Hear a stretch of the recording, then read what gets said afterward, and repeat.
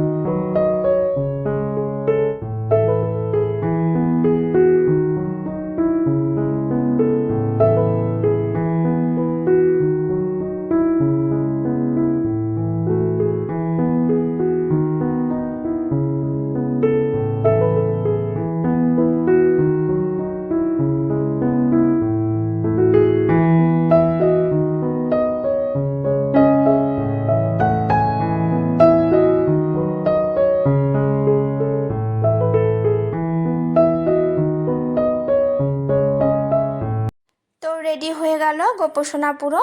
এবারে দেখো আমি আসনে বসিয়ে দিচ্ছি। দেখো আজ আমার গোপোষণাকে কত ভালো লাগছে। তো এই যে দেখো পুরো রেডি। তো গোপোষণার এবার সব কিছু কমপ্লিট করে এবার আমি ফুল তুলসী দিয়ে পুজো করব। তারপরে এদিকটা হয়ে গেছে, এবারে চলে যাব আমি বাবার বাবার দিকটা। এদিকে আমি বাবাকে স্নান করাবো।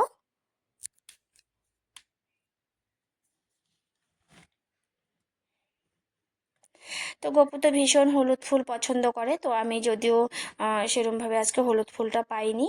আর এই যে দেখো আমি যতটা বাবার জন্য আয়োজন করতে পারছি এবার মানে ততটা দিয়েই করছি। তো সব থেকে মনটা হলো বড় কথা, মন থেকে যেটা আমরা দিব সেটাই বাবা নিয়ে নেয়। তো সেটাই বাবা পছন্দ করে আর কি। তো যাই হোক, যতটা আমি পেরেছি, যতটা রেডি করতে পেরেছি ততটাই এবার আমি রেডি করেছি। তো দেখো এবার আমি ফুল বেলপাতা দিয়ে, আর এই যে দেখো ধূপকাঠিটা, ধূপকাঠিটা কি বলতো আমি এমনি করে জ্বালিয়ে রেখে দিই। তো বাবা খুব দুষ্টুমি করে বলে ঘরে এসে ধূপকাঠিতে মাঝে মধ্যে হাত দিয়ে দেয়। তো সেই জন্য এবারে আজকে এই নতুন এই ধূপদানিটা নিয়ে এসেছি। তো এই ধূপদানিটা আজকের দিনে আমি ঠাকুরের জন্য বসিয়েছি। আর যেহেতু বাবান যখন তখন এসে ধূপদানিতে হাত দেয় বলে, তো এভাবে যদি এই ধূপদানি দিয়ে আমি দিই তাহলে সেক্ষেত্রে আর ওই বাবানও এসে হাত দেবে না, সেটা তো আর ভয় থাকবে না, আর দেখতেও ভীষণই ভালো লাগে। আর আজকের দিনটিতে আমি এই নতুন জিনিসটি বসিয়েছি। তো চলো এদিকে এবারে বাবাকে একটু স্নান করিয়ে নেব।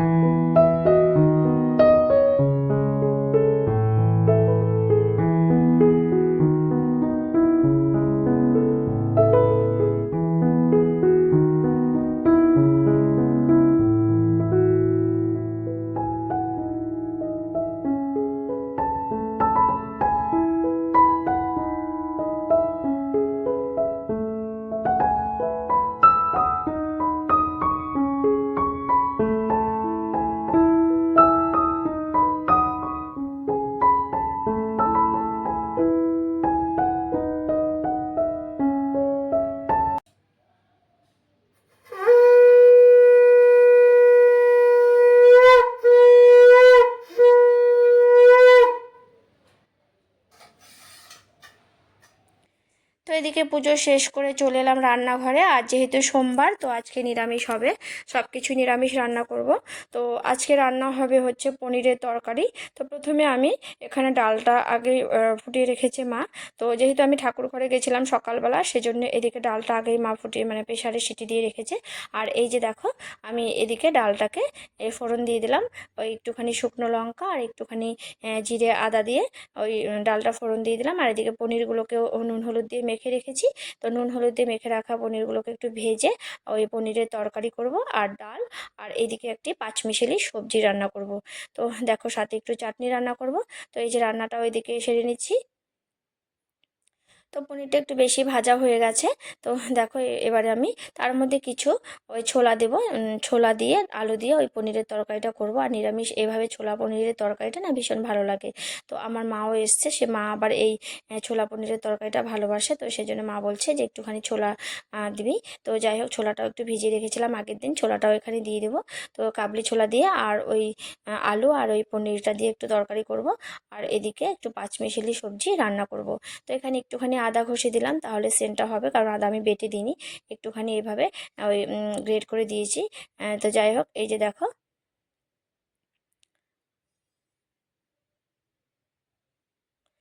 তো দিয়ে দিলাম ছোলা, ভেজানো ছোলাটা। তো এখানে ভিজিয়ে রাখা ছোলাটা দিয়ে একটু নাড়াচাড়া করে নিয়েছি। আর ছোলাটাকে হালকা সেদ্ধ করেও নিয়েছিলাম। ভিজিয়ে একটু সেদ্ধ করে নিলে কি হবে বলো তো, তাহলে যে বেশ সুন্দর নরম থাকে। আর না হলে এভাবে যদি মানে ভিজিয়ে রেখে যদি ভাজি, তাহলে বেশ শক্ত শক্ত হয়ে থাকে, খেতে ভালো লাগে না। তো এখানে একটু কাশ্মীরি গুঁড়ো লঙ্কা দিয়েছে কালারের জন্য, আর সম্পূর্ণ কাঁচা লঙ্কা দিয়ে রান্না করব।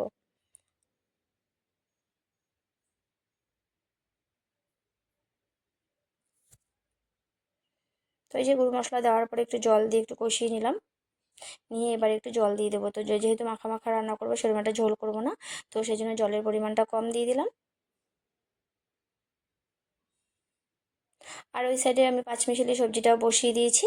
তো দেখো, এই যে এটাও রেডি হয়ে গেছে প্রায়। দিয়ে একটু ঢাকা দিয়ে দেবো, নাড়াচাড়া করে নুন হলুদ দিয়ে একটুখানি জিরে গুঁড়ো দিয়ে ঢাকা দিয়ে দেবো। তো এখানে জল দিব না। তো যতটা জল মানে ঢেকে দেওয়ার পরে যতটা জল বেরোবো সেটা দিয়ে রান্না করব। আর নিরামিষ দিনে এরকম কি বলতো, নিরামিষ একটু পাঁচমিশালি সবজি আর এই ডাল হলে না ভীষণ ভালো লাগে। আর সাথে যদি একটু মানে নিরামিষ দিনে দেখবে সব কিছু রান্নার পরে শেষ পাতে যদি একটু চাটনি হয় না, সত্যি মনে হয় না যে আজকে মানে নিরামিষটা সত্যি এত ভালো লাগে। আর দেখবে যে কোনো পুজো বাড়ি যদি আমরা উপোস করে নিয়ম করে করি, সেই দিন যদি নিরামিষ মানে অন্য দিন নিরামিষ রান্না করলে যতটা ভালো না হয়, কোনো মানে পুজো বাড়ি বা কোনো উপোস করে যদি সেই দিনটা নিরামিষ করা যায়, একটা হয় না একটা দিনক্ষণ, সেই দিনক্ষণে যদি ভালো দিনে শুভ দিনে যদি নিরামিষটা করা যায়, দেখবে ভীষণ ভালো লাগে খেতে।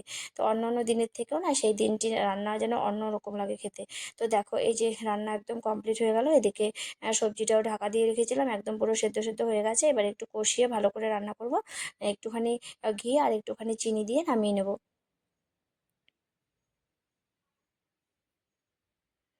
তো দেখো, একদম রেডি হয়ে গেছে এই রান্না। এবার একটুখানি চিনি দিয়ে দিলাম। তো একটু চিনি দিলে কি হবে, একটু ঝাল মিষ্টি ঝাল মিষ্টি হবে খেতে। আর নিরামিষ সবজিতে এরকমভাবে পাঁচমিশালি সবজিতে একটু চিনি দিলে না খেতে ভীষণ ভালো হয়। তো দেখো, একদম রেডি হয়ে গেল আমার রান্না। তো সব কিছু রান্না কমপ্লিট হয়ে গেল, ভাত তো আগেই করে নিয়েছি। তো এই যে দেখো, সব কিছু রান্না কমপ্লিট। তো এবারে খাওয়ার পালা। তো আজকের ভিডিওটা বেশি বড় করব না, কারণ ওই সকাল থেকে পুজো টুজো দেওয়ার পরে না ওই অনেক কিছু কিছু কাজ এখনো পড়ে আছে, সেগুলো তোমাদের সাথে শেয়ার করবো না। ছেলেকে ওইদিকে মা খাইয়ে দিয়েছে। তো দেখো, ভিডিওটি এখানে শেষ করছি। তো সবাই সুস্থ থেকো, ভালো থেকো, আর আমার চ্যানেলটিকে সাবস্ক্রাইব করে আমার পাশে থেকো। তো থ্যাংকস ফর ওয়াচিং। টাটা।